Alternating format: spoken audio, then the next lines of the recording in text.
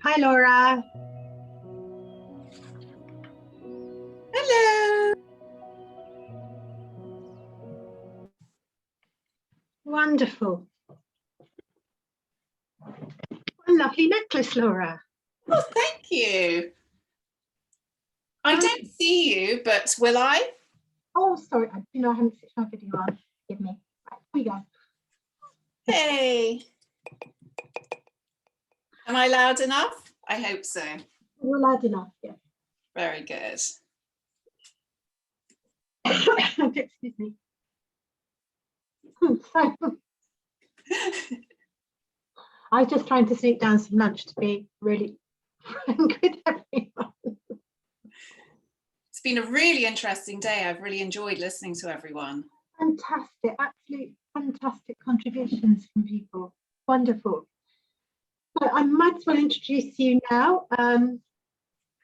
So everybody who's here, this is Laura Bridge, and Laura is really somebody whose background is chefing at the highest level. We are talking royalty, sort of actual and pop royalty. Yes, from Prince to Prince Charles.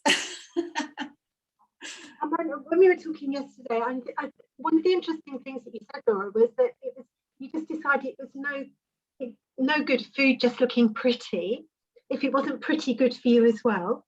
Absolutely. So that's why Laura retrained in Ayurveda, and so she's got all this chefing expertise to create food that looks good, tastes good, and actually does you good. And I know that sounds like an ad. And those who are members and who have seen our newsletters know that Laura's been doing a wonderful series, and she takes photos of the recipes for the month that she does, and they're the most lovely photographs. They really are. And you just go, that food looks so delicious. Absolutely wonderful. Anyway, today I'm going to hand you over to Laura, and Laura's going to show you and explain to you exactly why making spicy chai masala is absolutely brilliant for you. So Laura, off you go. Oh, thank you, Rosemary. So before we even start, I would like to give you just a brief introduction to Ayurveda, because maybe many of you out there have no idea even what Ayurveda is, because many of my friends can't even pronounce the word Ayurveda. However, it is a holistic look at well-being, and it's basically tuning into how we feel. So there's nothing religious or woo-woo about it. It's literally an internal journey. And I think many people have heard the word doshas, the vata, pitta, kapha, but don't really know what it means. So if I'm going to explain it, you'll have to give me poetic license here, and in a very abstract way. The doshas are all inside all of us, and normally one is more prevalent. So the vata dosha is all about movement, and when it gets out of whack, then we're a little bit space cadet. When we have pitta, pitta is about metabolism, and when that's out of whack, we can get sort of hangry, angry, it's blood to the head and a little bit kind of aggressive. And when we're kapha, which is about the structure of our body, we can, out of whack, become a bit like couch potatoes. So how does that fit in? Well, we're going to be making chai masala tea today. And so depending on how you're feeling, then you'd use more of one spice than another. So for example, the kapha dosha would have more cloves in it because it's more stimulating and clears mucus. The pitta dosha would probably have raw milk in it because it's cooling for the body. And when I say raw, I really do mean raw milk, because the milk that we tend to buy in the shops is a product. It is not how nature intended. It's not a cow roaming freely and we're just taking excess of its milk. It is milk that's pasteurized. It's cows that are forced to give up their milk. And so it's not really as nature intended. So the Vata dosha would probably have a little bit more nutmeg in the tea because it's more calming. So before we even start, I think it's really nice to have a look at how is our kitchen? Is our kitchen, do we see it as a sacred space? Do we have clear surfaces everywhere? And is it a nice place to be in? I mean, is it possible that we can not use our microwave? Because our microwave, it changes the molecular structure of our food. And we want that vitality in the food to give ourselves vitality. And if we respect the fact that everything that we eat and consume, whether it's animal or vegetable, has given up its life to feed us, then we should show some respect towards it. And I also think that we shouldn't have a radio in the background, for example, with all the adverts that pump us with that negativity of not good enough, when we are just all perfect in our way, and we're all unique, and we all have different doshas on different days being more prevalent. So another thing I'd like to address is our attitude in the kitchen, because when we come into the kitchen, if we're feeling like completely stressed, then we're more likely to burn our food, cut ourselves, make a mess everywhere. And so if our intention is to feed and nurture ourselves, and for the people that we're feeding, and we want to nourish them and give them love and energy and vitality, then it's really good just to take pause and maybe take 3 really long, beautiful breaths, just to give ourselves a stance of just a calming nature.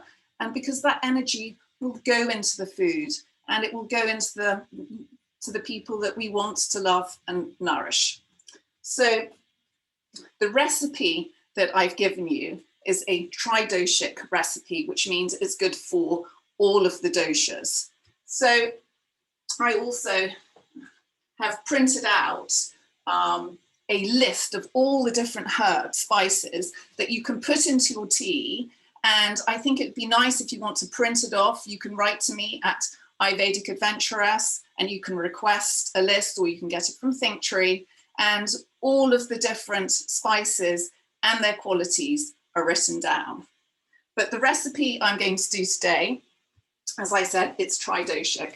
So if I just move my camera a little bit down, I have my 3 cups of boiling water, and then I have my cloves, which are, as I mentioned earlier, they're wonderful and stimulating. They clear mucus. I've got grated nutmeg, which is a calming, very good to have at night. If you have difficulty sleeping, you can have it with some warm milk.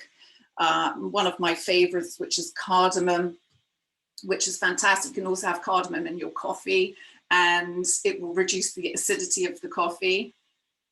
Cinnamon, don't we all love cinnamon? Oh, love it. And especially with baked sweet potato, that's a winner. I've got this beautiful black tea, which I got from when I was in Sri Lanka. Oh, dreams of traveling. And I also have fresh ginger. So fresh ginger is wonderful for the digestion. And so all of these spices in their different ways can help with bloating, gas, circulation.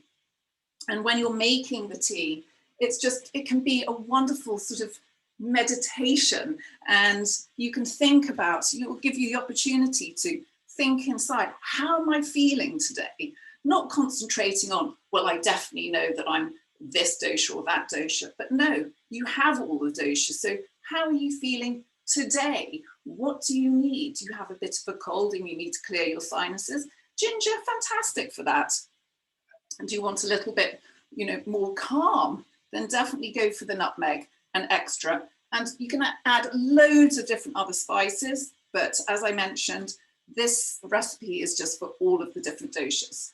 So I have my water boiling here, and I'm going to put in the spices, and I'm just going to allow those to cook for a couple of minutes. And then I'll add my tea. I actually make it quite a lot. And I put it in one of these cafetières, and then I have it all day. So the tea, which is wonderful, and it's full of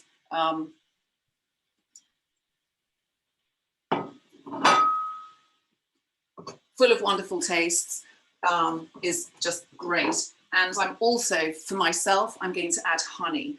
But please, a word of warning, we never put honey into anything that is cooking or boiling, because it changes the molecular structure of the honey, and it's a lot more difficult for the body to process. So always allow your tea to cool down a bit.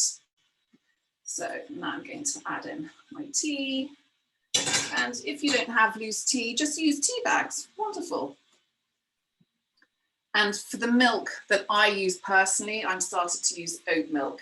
I love the taste, and I just feel a lot better on that. So now my milk is going in. And I'll grab a mug. I don't know if anyone's got any of these, but they're fantastic. You can keep the tea going for hours.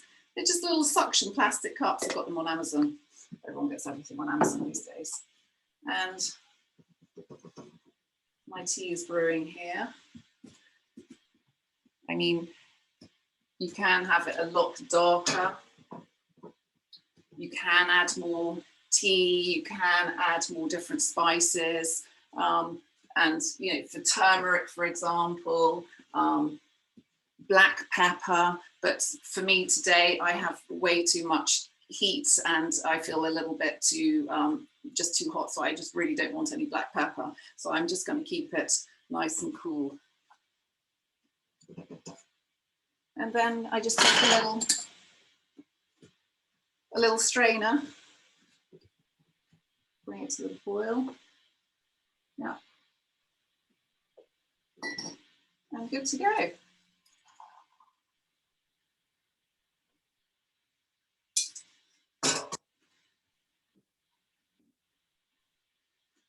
Cheers. So if anyone has any questions they'd like to ask, please write it into the chat. I'm really happy to answer any questions you have later. And thank you so much for tuning in today. I've really enjoyed sharing Ayurveda wisdom with you. Hi Laura, thank you for that. Yeah, if you're on Facebook, then obviously, or you're okay to answer any questions in chat. Maybe what would be good is just to remind which are the ones to up for calming, which are the ones to up if you're a little bit saggy. Yes, so please, you know, anyone who wants to have the list, I have an entire list of all the different options of spices and what their properties are. I just didn't think it would be so interesting to go through a list of a ton of spices and just start listing them. So I just wanted to give you more of a little background about Ayurveda and how it all fits in. Oh, wonderful, and it's such a simple thing.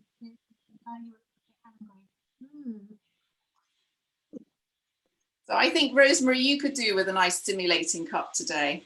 I probably could do with a nice stimulating cup, and I probably will go and make one when I finish. And for anybody who's a member, the actual whole list of spices we have emailed around to you. So you have got literally what all the spices do, what they're good for, that Laura's provided, and that's wonderful. And Laura, if you maybe can put your contact details again so people can follow you. Laura does a lovely Insta feed. It's really colourful as well. I love the kind of the bright pinks and the bright oranges that you bring to it. Thank you. It's very uplifting. Good. I wanted it to be, because I want, Ayurveda is something for everyone. It shouldn't be sort of put in a little bracket for, hippie people. It's for everyone, and there's nothing hippie about it. It's just common sense, and it's just having that dialogue with yourself. And unfortunately, well, I'd say most people have a vata overload right now. We're a lot more space cadet because we just are bombarded all of the time. And now people at home, I guess they're listening and watching too much TV. I mean, I haven't watched the news in centuries. Everything gets passed to me. I hear everything. I just don't need to subject myself to, that repetition all the time. It makes so much of a difference as well. I don't sleep with the telephone next to my bed anymore either. First thing in the morning, last thing at night. No, that's crazy. And you don't need all those apps. I have a friend who's got a sleeping app, and they see it in the morning. Have I slept well? You don't need that, because you can just feel yourself. Did I have a good night's sleep? So that's what I recommend to everyone. Tune in. Wonderful. Laura, thank you so much. And again, my pleasure. Yeah, just ask anybody questions on Facebook. It's wonderful. Okay. Bye, Laura.